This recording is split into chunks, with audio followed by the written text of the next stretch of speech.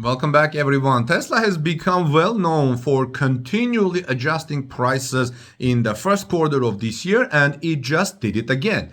Elon Musk's electric vehicle company just cut the price of inventory vehicles in Europe by varying amounts, saving many car buyers thousands of euros or pounds depending where you are. It started with a massive price cut in January and has continued in most global markets with more minor adjustments up and down since then. Now Tesla has introduced a new price cut in European inventory vehicles.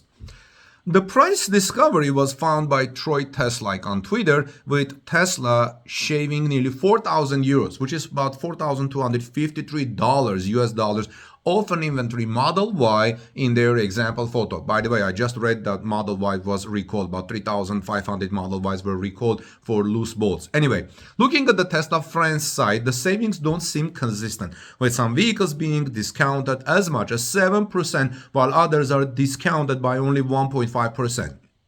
Moreover, the discounts only apply to the Tesla Model 3 and Model Y, with the Model X and Model S remaining full price. The only other condition is that all the discounted vehicles are new with less than 50,000 or 50 kilometers on their odometer and are not part of the Tesla's used vehicle inventory. In a moment, I will give you an idea why I think they're doing this, but let me finish that. Tesla doesn't seem to be correlation between the location where the car is listed and the discount applied, with the same disparity of discounts being used in each of the European countries, from Germany to Norway to France to England. Now, sadly, the discount doesn't seem to apply to vehicles in the United States, and calling Tesla store locations around the country revealed that is the case. This was called by Tesla Radi. Tesla has likely introduced the new price cuts across Europe as it looks to continue to build market share in the region.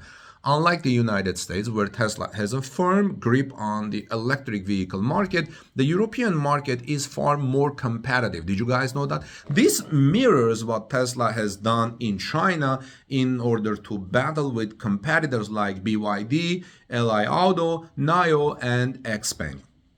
Demand for electric vehicles in Europe has never been stronger, and if a buyer ever needed more incentive to buy, Tesla has given them just that. Hopefully, as the continent continues to electrify over the coming years, these price cuts can allow more people to drive electric cars than ever before. Now, there are so many variables entering the mix at this present moment that it's really hard to speculate and identify the main thread here.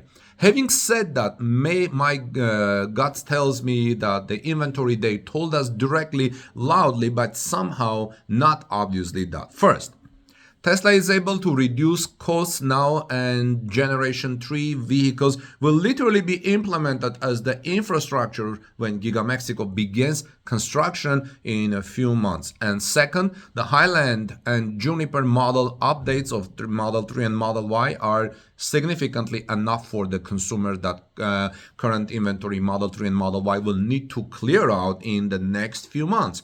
So in my own state, of California, writes a commenter under Tesla Radi's article. The fact that I can buy a Model 3 for $33,000 with 43 with IRA is mind-boggling. I almost wish I need a new car now. $33,000 for the Model 3 in California. Also consider this, getting rid of all hardware 3 cars they don't have a firm order for. Maybe in the United Kingdom they may see a gap in deliveries before China sends updated Model 3 at least. Although Tesla cut prices of its electric cars in Europe, they are still more expensive than the United States prices, even with the price cuts and built by lower cost at Giga Shanghai. So maybe Tesla wants to get rid of the hardware 3 vehicles and make way for the new vehicles that are coming with hardware 4 to possibly ramp up the usage of full self-driving in Europe. Honestly, I don't remember if Tesla already offers full self-driving in Europe. I remember there was a time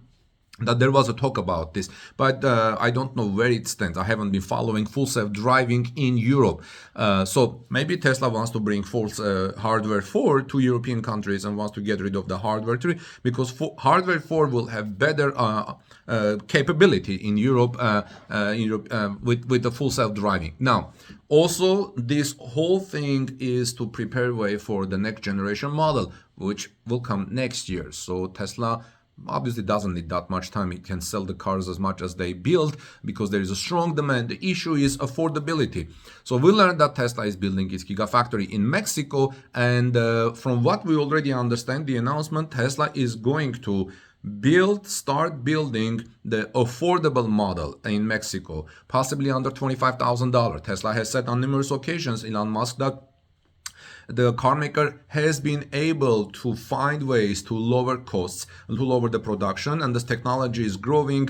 Battery companies are learning better ways to build electric vehicle batteries at lower cost. Tesla is obviously going to take an advantage, and Tesla already has 1 year for that. Why do I say 1 year? Because we learned from the other Investor Day announcement that Tesla will break ground, or is expected to break ground, at Gigafactory Mexico in Santa Catarina in about 3 months. Okay, after that, it will take Tesla about 9 months to build Gigafactory Mexico. Why I said that? Because Tom Zhu, who has led the construction and the ramp up of production at Gigafactory Shanghai, has recently moved to the United States to oversee the production and the business of Tesla in the United States and obviously Mexico. This morning I learned that he has been going to Mexico, Nuevo Leon area, and to has been part of the negotiations.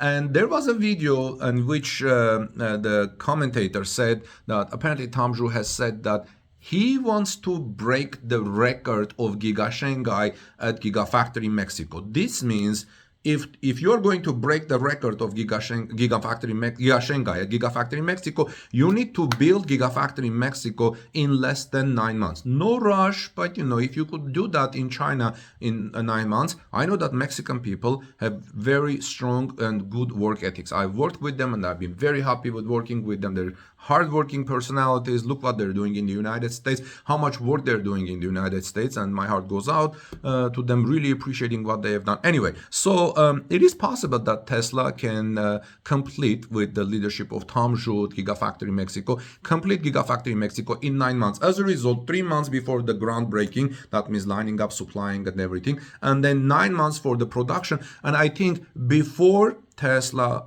finishes Gigafactory Mexico, it will start the production of next generation vehicle. Why is that? Because once Tesla has a single line ready, it will start the production of Gigafactory Mexico in the Gigafactory Mexico, and then in the meantime continue building the next lines. Because if you're going to build a vehicle under $25,000, there's going to be a wider demographic. More people are going to want to have that Tesla, because Elon Musk said the demand is not the issue, the affordability is the issue. So there's going to be more demand, and Tesla probably will start selling them in Mexico and in South America.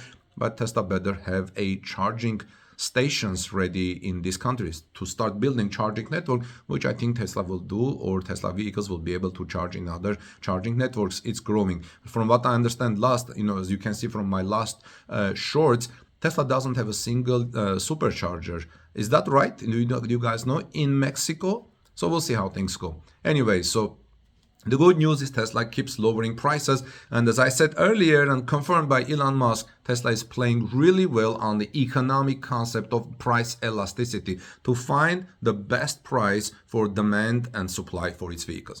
This is Armen Hareyan from TalkNews.com. Guys, give us thumbs up for this report if you found it helpful and useful, and also share in social media and subscribe to our channel if you're here first time. We'll see you soon in our next report. Let's continue the discussion in the comment section below. See you soon.